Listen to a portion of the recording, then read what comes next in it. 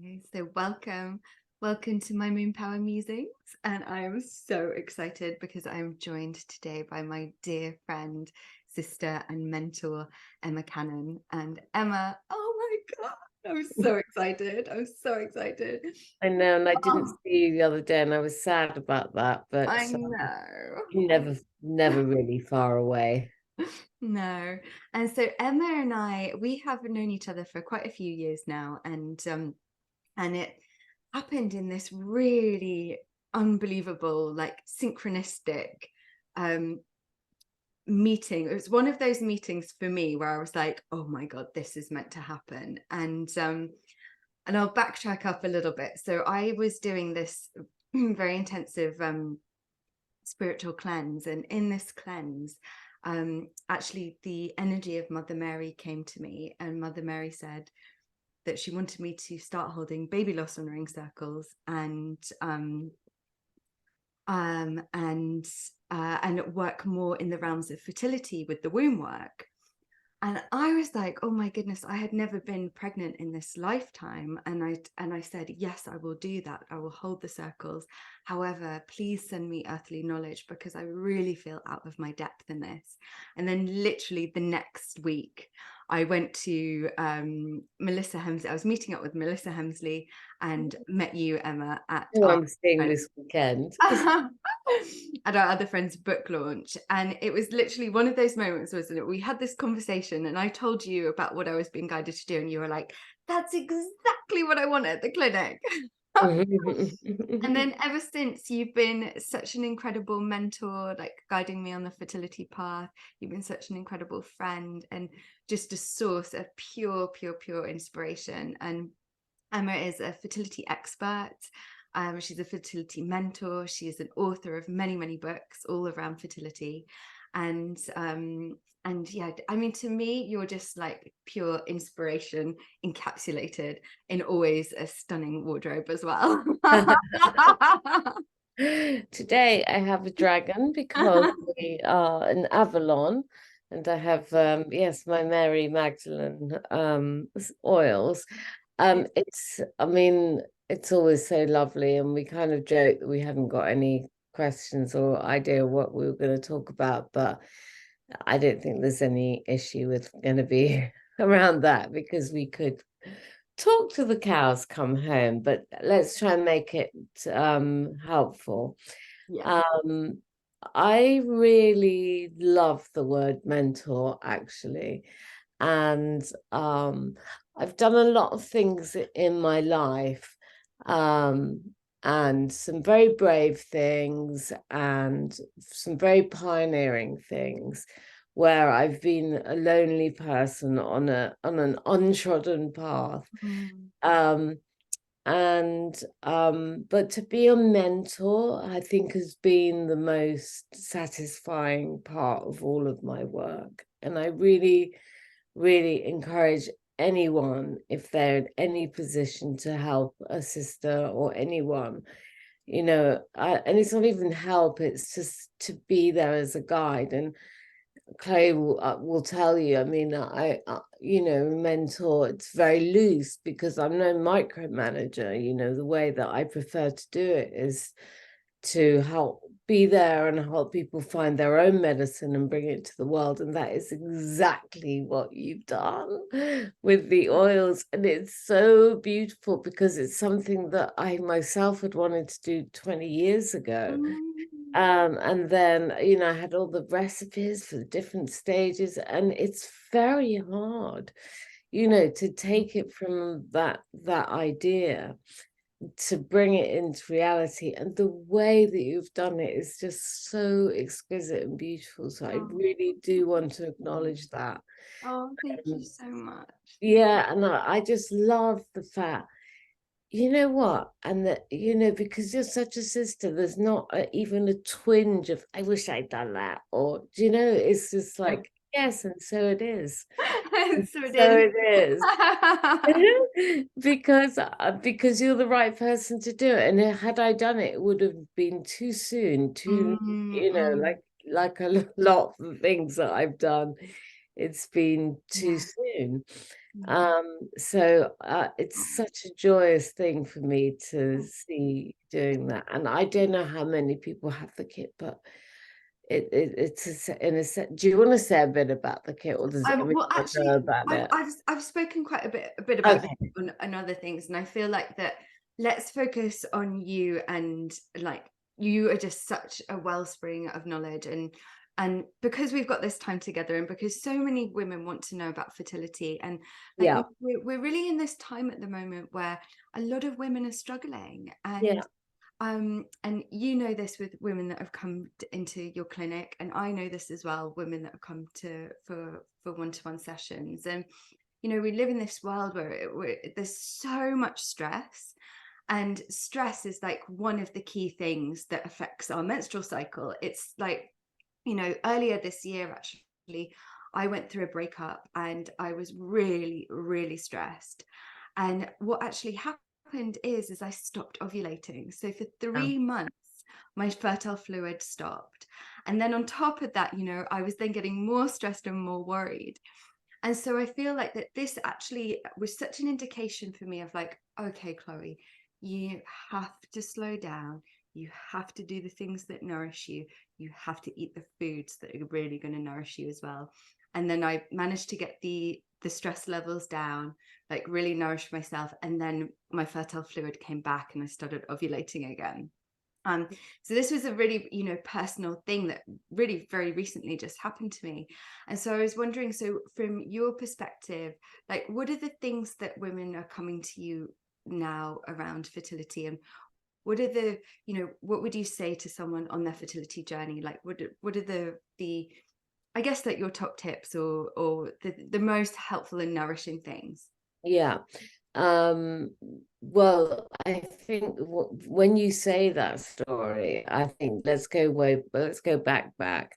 I think one of the reasons that I became a fertility expert, specialist, mentor, whatever, the writing was always on the walls. You know, I grew up in a household of 5 women, or six women, including my mother and my granny. I say we were like the Waltons. So someone always had a period or a breakup or a broken heart or a painful period or something in our house.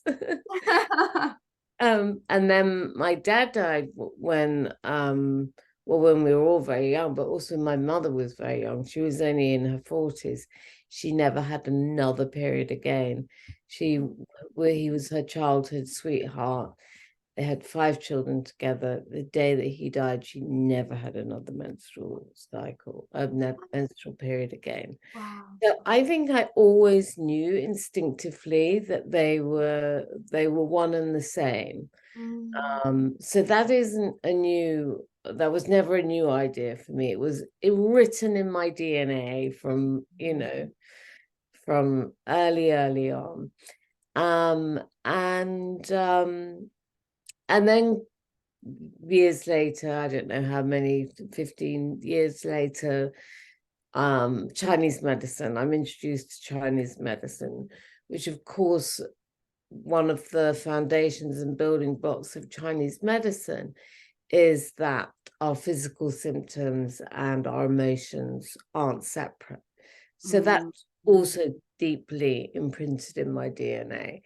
And that made sense. When I started reading Chinese medicine books, that made sense to me. Like it was like a ripple through my body. I was like, I know this. I know mm, this in my bones to be true. This is not new to me. Like, whether I've done it a million times in past lives, or whether it's because it's such a instinctual kind of way of seeing things when you look at the world through energetic mm, eyes, mhm. when you understand the energy of things. You're already connected to nature because you're looking at the way, that the seasons come and go and our needs come and go. And in the winter, we need more rest, and we need to be in, New Year's Eve, Christmas, just at that time, what do? We go and drink loads of alcohol, eat loads of sugar, and see everyone we know. So, the fact of the matter is that we live out of our nature. We now live so far away from our nature that this is impacting our health in many ways. And for a woman, I think the reproductive system is like a messenger. You know, it's one of the ways that we're alerted to the fact that that things are out of balance. We're like the canary in the coal mine, you know, the story of the No, I canary didn't know in that the coal story. mine. No. So the canary in the coal mine is apart from it being a really fabulous police song for anyone as old as me, the miners used to take a canary in the coal mine into the coal mines, and when the canary died, they knew there was a lack of oxygen and they had to get out, right? So the canary in the coal mine is a warning that things in the environment are not okay, are not safe. Yeah. And the reality of that, of our lives, is that we have extreme stress levels, we have very little time, we're exhausted, there's a lot of toxicity in our environment, and the water that we drink is dead, and so on and so on and so on. And you know, it's awful, because sometimes I think, so what's the solution? What is the solution? Gosh, the birds are outside. The birds have suddenly come into my garden. The birds are landing. And they make so much noise, the crows. And what is the solution? Well, it's really difficult, and we all have to do the best that we can. And I'm sure that most people that follow you are already going to be, you know, in that healthier state. But I think that probably even amongst the healthy, what they still suffer from is doing too much, and perfectionism and anxiety and worry. And so in a way, if your diet is decent and you know, you have good enough water, and we'll talk about water in a bit if we have time, you know, then you have a choice as to how much stress you put on yourself. And it really is a choice, actually, from what I see at the end, because some things in life we can't avoid, like we can't avoid the journey to work. You know, we can't avoid the hours that we have to work. But some of it, the worry and the anxiety and the craving, that we can take a grip on. And also the things that we make stuff mean. You know, and I think that is really rife also in the sort of well-being world, and people who are really conscious and notice things, and, you know, look for signs and things like that. Sometimes we attach too much meaning to things. So, you know, for example, you know, someone who fails an IVF cycle, or a Clomid cycle. I had someone the other day, she failed a Clomid cycle. The plan was 3 Clomids, so that's a pill that you take to stimulate ovulation. I don't agree with this as an approach, by the way. I don't believe in just giving people Clomid just like that. Anyway, that's what she was given. And then we'll go on to IVF if you fail. That's what had been planned for her. So she fails the first Clomid cycle, no surprise, because it's a rubbish treatment. And what she made that mean. So I said to her, and what have you made that mean? Well, my love, the thing she's made it mean, it would make you weep, you know, that I'm not a real woman, that my body is broken, that I'm a nutritional therapist, I should know how to eat myself pregnant. You know, it was so unkind that already then there's another layer of stress. Mm. So at that point, how does one stop yourself? Because, you know, it's so easy to go into the story of all of these things, of what it possibly means. You know, I found that Byron Katie's The Work was actually really helpful, like having really asking myself, okay, is that true? Is that really true? yeah. But if you're someone that's like on your fertility journey and you're struggling, like how would you stop yourself to check in, like what have I made this mean, and then if I've made this mean something, how can I shift that narrative? Yeah, I mean, well, look, I think meditation is an absolute, you know, everyone everyone should meditate. We should be taught how to meditate at school. The kids should sit there and just meditate for 5 minutes, it would change, it would be a complete game changer. Because when you slow down and you meditate, there's so much evidence to show Mm, that it changes your frequency. And if we change our frequency, then we are going to start attracting different things into our energy field. I could talk mm. all day about that. Yeah, please do. Let's go give us a deep dive into frequency and changing your energy field. Well, I think that stuff that we think all day long and that we expose ourselves to on an energetic level, we become, and that is what we then put out into the world. And the frequency field is looking for something similar to that, so then you get more of it. And the fact is, if you walk into a consultancy room full of, in a combative state, Mm-hmm. you're probably going to create some combativeness in that dialogue. If you fundamentally think that science is bad or evil or something like that, then you're not going to have a good experience. So you've got to have a look at your beliefs, see Mm-hmm. what you're thinking, see what you're telling yourself, be really honest about that, Mm-hmm. and just get curious about where they're coming from. Then the big important thing is just let them go. Mm-hmm. We almost have to become, nothing, no thing, Mm-hmm. um and so meditation is really, I'm really, just going to chime in for 1 second. So yeah. that what you've just said is we've just got to let them go. Okay, but that in itself is so hard. Like I how mean, none of this is easy.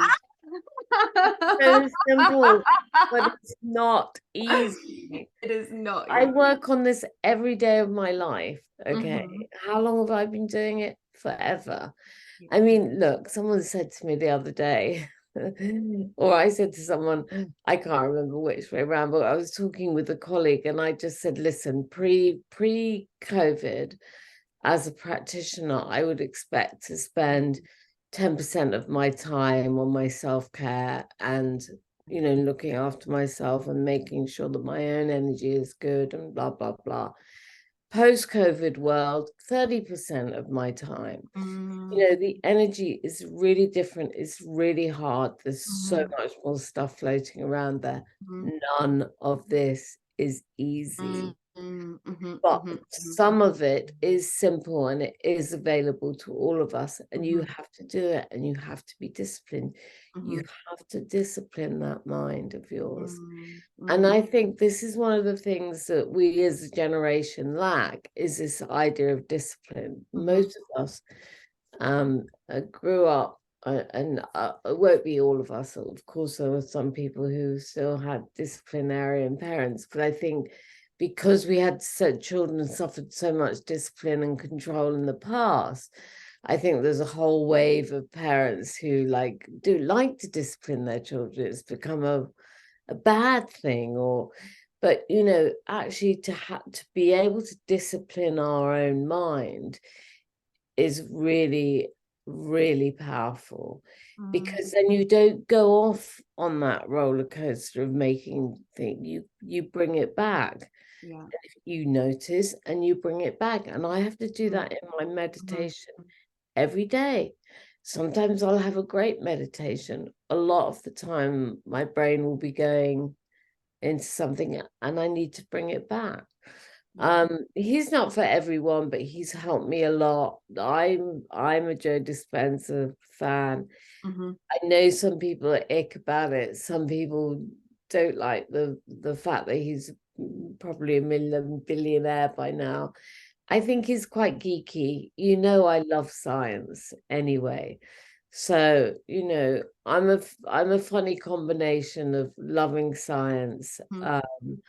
I like it all. I like all systems of medicine. Um, but all of them have their strengths and weaknesses. Mm-hmm. Mm-hmm. All of them. Mm-hmm. Yeah. So what can I say about that? It is Yeah. Well, I crazy. think this is the thing is I mean, I've definitely been having to do a lot of letting go like these past few months, and I'm really like noticing like the spirals of my thoughts and like the going on with it. And then I'm like, oh my God, Chloe, stop. Like you have to stop.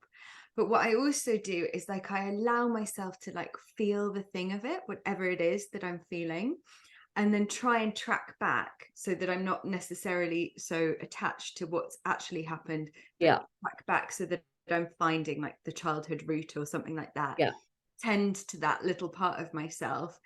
And then so it's like this continual like drawing in, but it's the spiraling out where I actually out loud have to tell myself, okay, Chloe, enough, stop, you have to stop.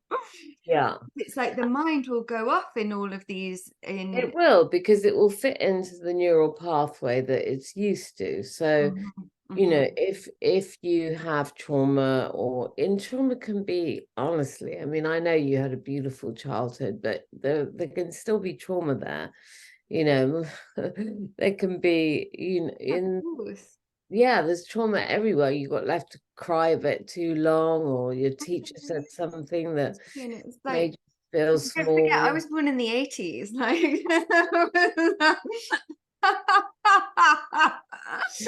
I was talking with my friend the other day about just how bad the hair and oh everything my was. God, no, no, I mean, totally. everyone had frizzy hair, and no wonder we're all traumatized. Anyway, I did, as you know, I trained with Gabors. So, you know, so that's very much a Gabor technique where you highlight the feeling in the body, Mhm, mhm, and then you so say something happened, say you triggered me, very unlikely. The way you've never triggered me, just for the record. But say you did. And I would feel into where I feel it in the body. And then I would retrace. So what is it? What is the emotion there? Oh, mhm, it's mhm, sadness. Okay, be with the emotion. What does it feel like? And then when did I first feel this? And then 9 times out of 10, a memory will come up. And in the Gabor Matot mhm, process, you can all look this up. It's called compassionate inquiry. mhm, And what he does is he'll get the person to explain what happened in this memory. mhm, And then he'll input new information, because the neural pathway is wide open, right? mhm, This mhm. neural pathway that was formed, 30 years ago, where you made the belief about yourself that you're not good enough Yeah, because of something that your teacher said, or something like that. And then, totally. That's actually true. is it? Yeah, that's true. They called me stupid and lazy because I was very Oh. severely dyslexic. It's taken me like a whole lifetime. I'm still recovering from it, to be honest. Oh, I mean, I was told, my headmistress said some women are meant to work and some women are meant to marry. Emma's the marrying kind. Well, that's rubbish, because I'm a rubbish wife. I don't like housework or anything like that. So that is just rubbish. So I just became a classic overworker, and anyway, so we all have it, right? Mm-hmm, And again, it's what we made it believe, mm-hmm, and what we made it mean, and what beliefs were created in that moment of trauma. And then what you do in the Gabor Mate process is that you put in new knowledge. So you're in the class and you're showing your picture, and instead of saying you're a stupid idiot, Chloe, go to the bottom of the class. She'll say, well, this is lovely, Chloe, you know. Perhaps you could have done a bit of this or a bit of that, or Yeah. you retell it to me in whichever way you want, and to give yourself what you needed in that moment. And then what this does is it re-regulates the nervous system, so that you don't, every time somebody does something in real life that makes you feel a little bit, silly, or like if you're doing like this morning, me trying to get Chrome to work or whatever, I could have gone straight into my, yeah, this is all you because you're just basically really stupid. It does change the way you are in real time. And I've seen it, and I've experienced it with patients, clients, over and over again. I'll say to them, and what about that person that was really bothering you at work? And they're like, oh, yeah, I just realized they're not even annoying me. I don't even notice that they're there. Wow, that's really huge. Gosh, I hadn't realized, And it's really subtle, but really powerful. If you want to change the results that you're getting, something inside you has to change. And I think that's the key, is that we're a generation of people that have been self-soothing through purchasing alcohol, drugs, even mind expanding, beautiful, substances can be abused. We've been self-soothing all of these problems. Gosh, I watched the Robbie Williams thing yesterday. It's worth a watch. Apart from him walking around in his underpants all the time, I haven't seen it. I was like, please, someone put his clothes on. But it is, from my point of view, I was sort of watching it and looking at all the trauma, of being a 16-year-old kid that's dumped into a boy band, and subsequently what played out. It's very interesting to see it like that, because it's very stark and very obvious. In most of us, it's much more subtle than that, but we all have it. And that is a tension in the body. Yeah. So that's a constant tension in the body that tells us that perhaps we're not safe. Yeah. Yeah. This stuff about the environment, it's poisoning me, and because you're hardwired to feel unsafe or whatever it is that you feel, then that's how you respond to your not getting pregnant. It's like the blueprint. It's like it all comes up in that moment. Yeah. And that's what I do. I unpick that, or I sit with you while you slowly unpick that. And sometimes it happens really quickly. Sometimes in one session. Yeah. And sometimes it takes longer. And that's only just a little bit of that's just like a touch, a tiny touch. So what do you Is that helpful to people? Yeah, I feel like that's really helpful. So we were talking about essentially stress and how stress can affect the menstrual cycle and can affect the nervous system. Yeah. Actually, can we talk a little bit about the nervous system? Yeah. I feel like that's, so many people have really come to realize that the nervous system plays such a huge part as well. And it's like, it feels like a really hot topic, and a lot of people are bringing like a lot of like, oh, I need to tend to my nervous system now. So when you're, that is what we've just been talking about, really. Is that your nervous system gets these messages early in life, that there's the groove, And it's sort of that, and then that is played out in later life. I mean, that, you know, that is what that conversation we just had is about, really. And I found the best ways to regulate that is, well, awareness, realizing that that's going on for starters, and tending to it. And I just wrote an article, actually, you know, tending to yourself tenderly, you know, not in that harsh way, because what I often see is when people start to get into their journey, there's not much tenderness there.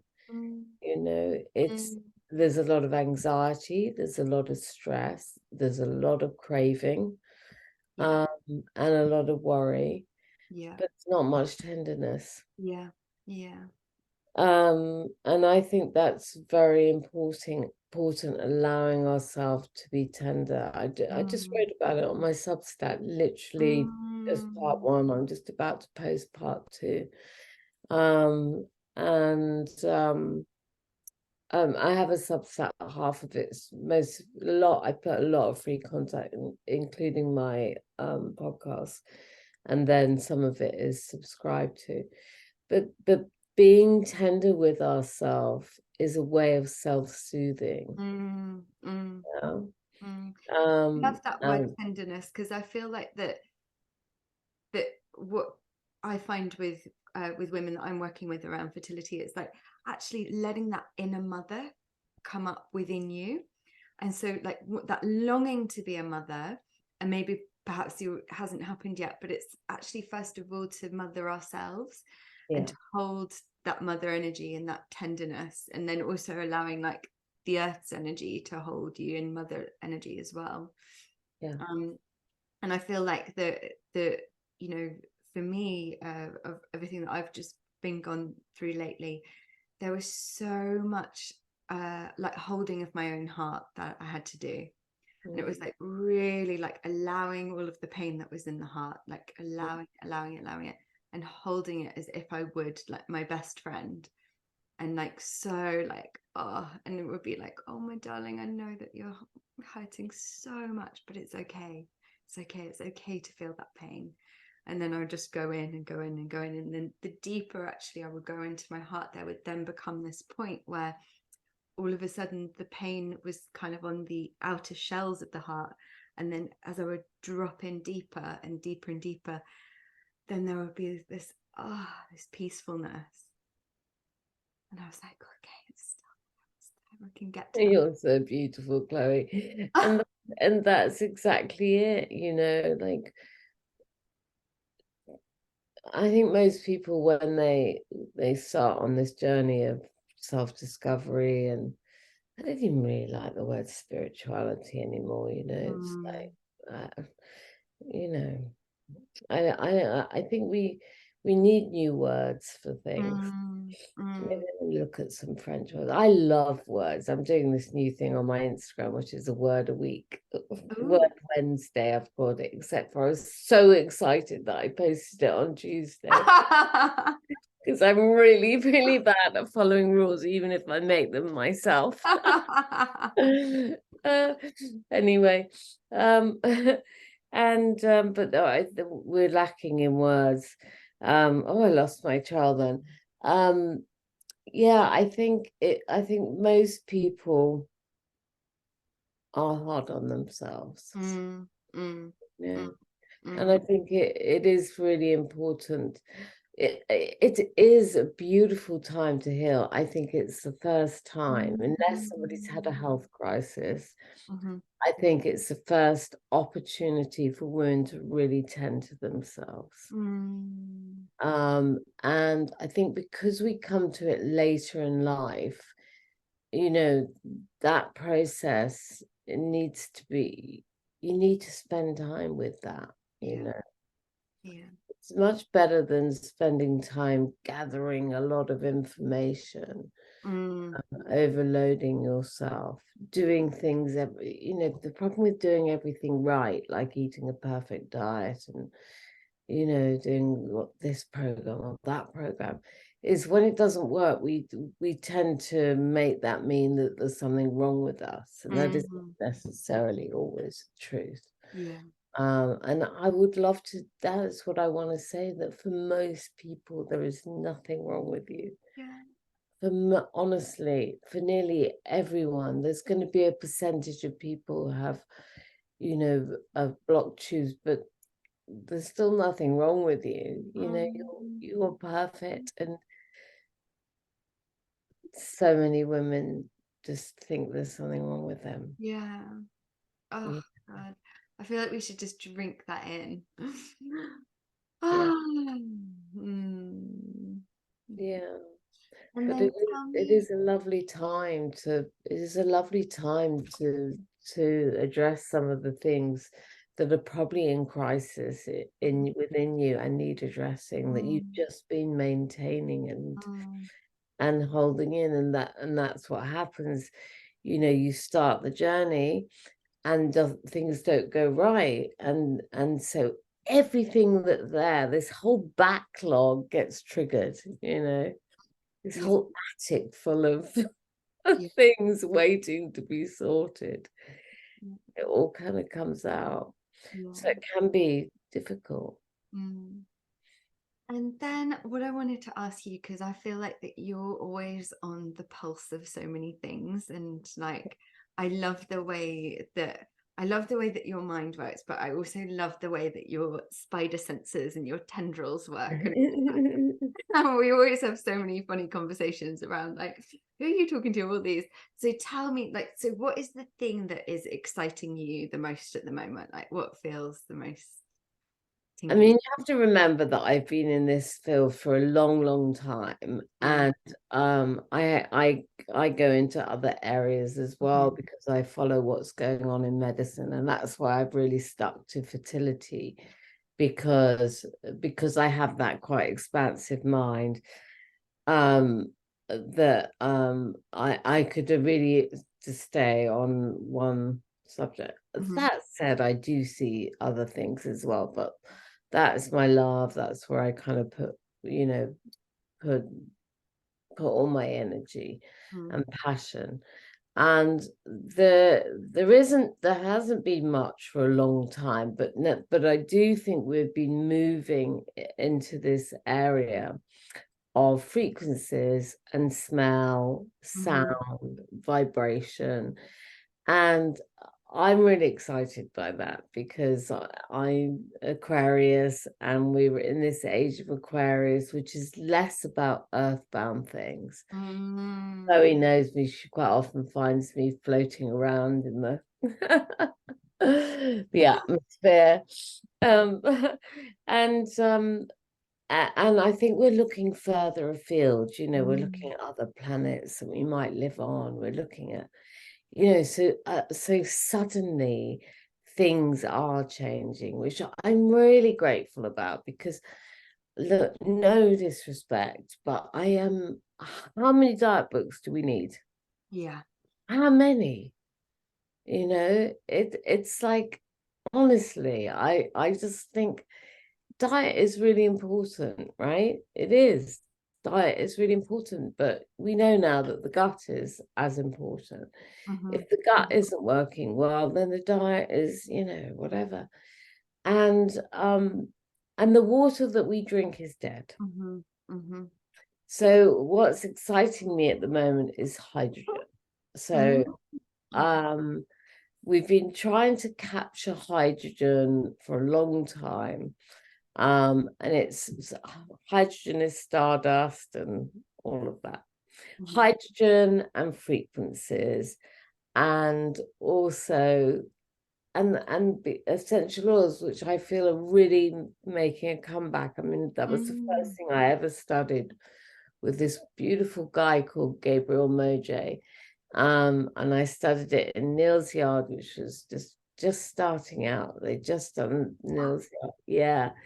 And there's a beautiful room there. Probably you might have done courses there, because yeah, it's really high up, and I remember I was pregnant with my first child, and Oh, no, that's what I did, shiatsu. Anyway, but aromatherapy was the first thing I ever studied. Mm-hmm. And we studied it from a Chinese medicine point of view, so from the elemental point of view. So I think that smells and essential oils are really making a comeback. Mm-hmm. That's why crystals are coming back in again, because of the vibration that they hold. And I think that's what we're looking for now, is vibrational medicines Mm-hmm. and frequency. I have a crystal bed that you know about that I brought back from Brazil.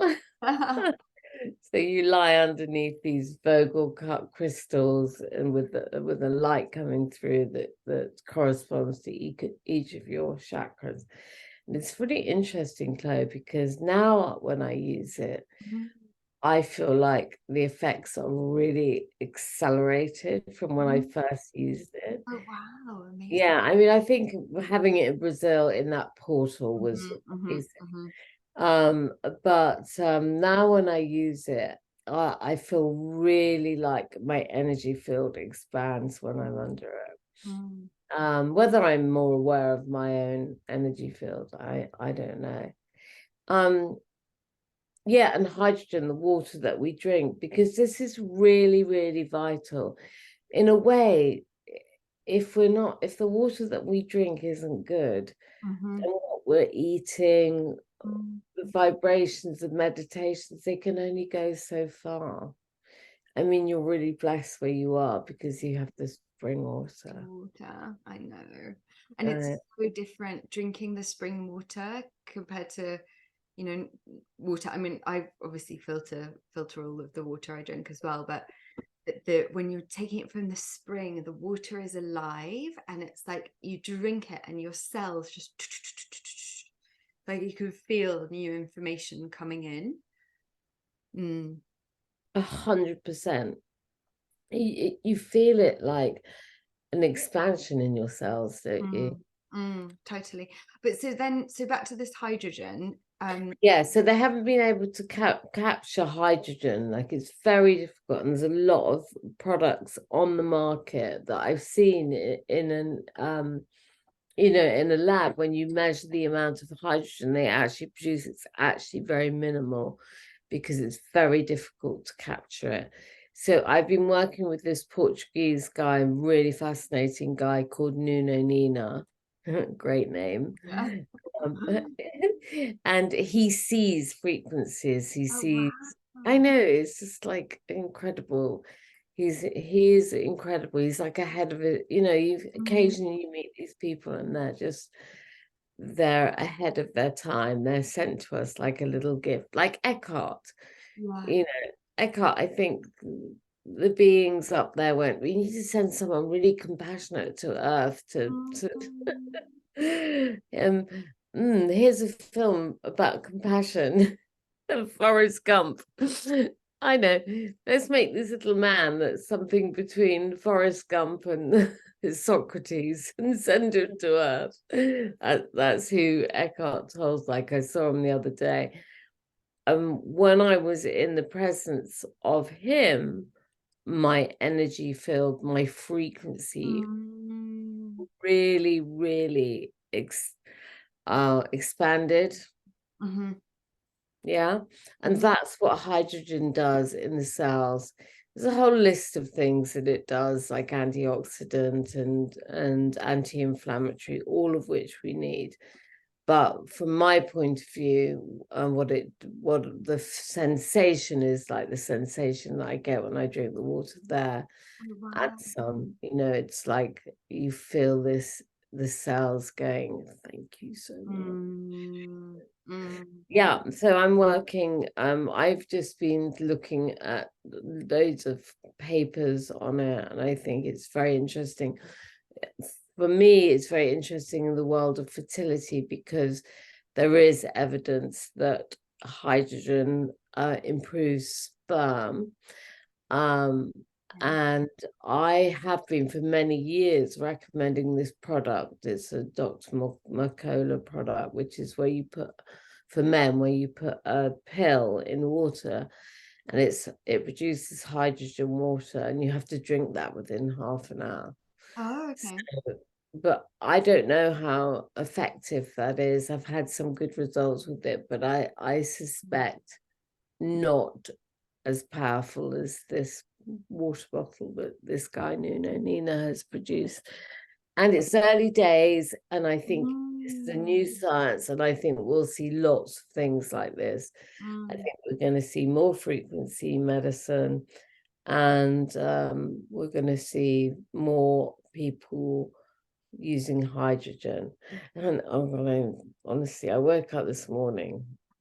God, if you should just be, first of all, a lot of the time I think about nothing. It's like You're so absolute lucky. nothing. And that is honestly true. I have got to the point where I think I've meditated almost everything out of my brain, Wow. apart from what's really needed. So, and the joy of that is that I get real clarity about things. So this morning, the great wisdom that dropped in, because I knew I was going to talk to you, was about frequency. And I was thinking, yeah, but frequency, really, it's just energy. And I've been working with energy for 30 years with needles. So it isn't anything new. It's just a new language for something we already, or the ancients already knew about it. And some really clever people are managing to capture it now and put it in devices, some of which will be good and some of which will not be good. That's what I'm geeking about at the I moment. love it. Oh. I know, and I do like the research. I mean, I do want to know that it works. Yeah, absolutely. Totally. Yeah. Oh, I love that. I love also what you're saying about vibration and frequencies, because I feel like when I was creating the oils, they're so vibrationally attuned, and like each one holds the vibration of the 4 phases, whether that's the menstrual cycle, 4 phases, or whether that's the moon phases. And right now, I just started my bleed yesterday, and I was really struggling, sort of like making myself slow down to come in. And so the vibration of the inner winter is that it just draws you inwards, like it's like this soft cuddle. And so then when I finished the things that I needed to do yesterday, and then I got my inner winter oil out, and I was like, oh, okay, I can go in. It really just helped me come back and draw in. And I've said this a few times on the musings that I've done already. The dropping down into actually resting, dropping down actually into the bleed time, or like even just choosing to rest, can just be so clunky. And I'm like, and I know, so within myself, I'm like, I am bleeding now. Rest, Chloe, do as little as possible. And yet I'm like, I must do this one more thing. And I'm like, but why? There's no reason for you to do this one more thing. And what actually happens is because my body's so sensitive, from not feeling any kind of like cramp in my womb, all of a sudden it was like, until I listened, until I stopped. But it's so interesting that journey is there's so much resistance. Oh Slowing God. down, like there's so much resistance. The resistance is real. I Yeah. had tea with a wizard yesterday. Oh yeah. Literally, actually, I did. And I did a 2-year training with him, and we were talking about the resistance, and it's true and real, and we all suffer from it. And we risk, what did they say? What we resist. Persist. Yeah.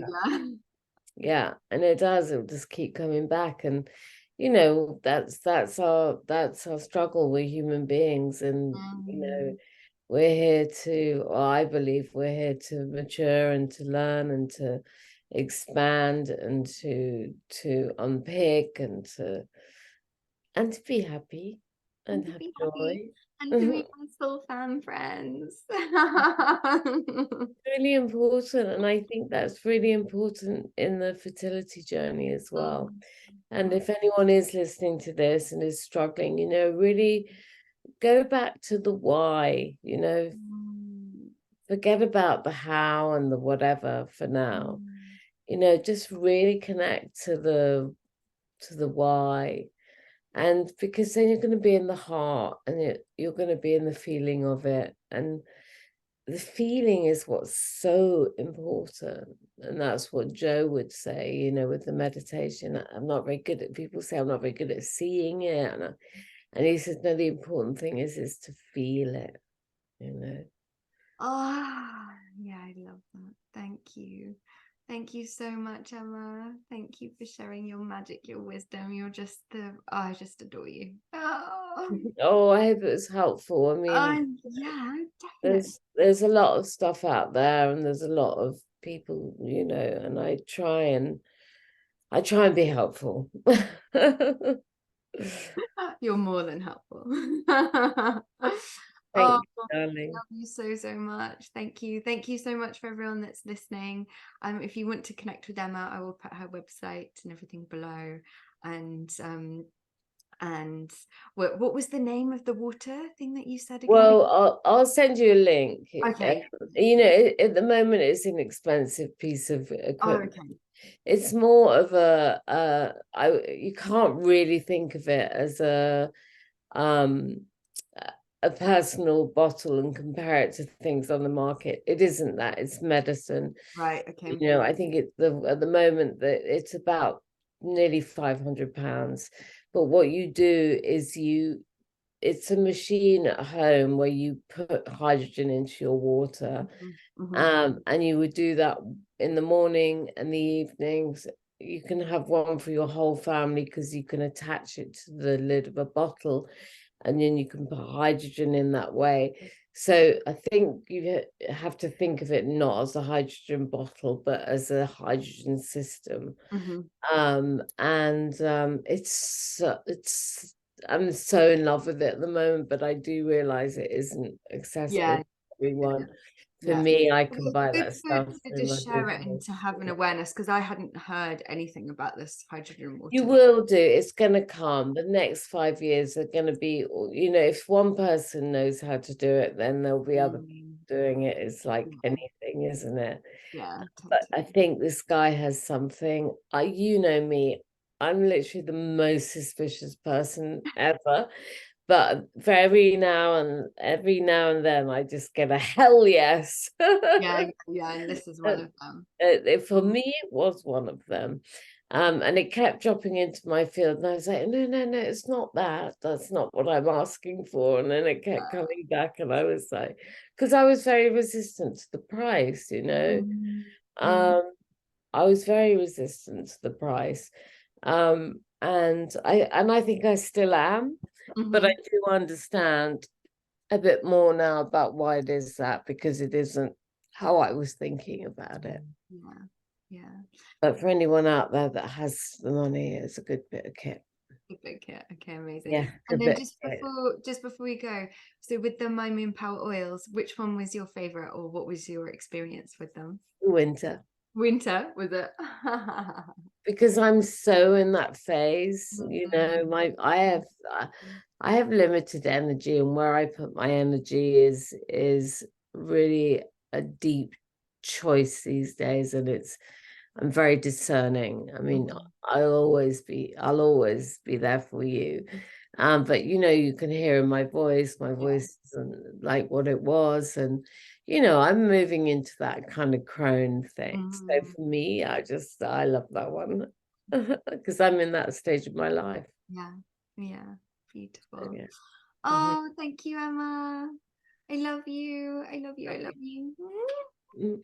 Thank you so much for everyone for joining us.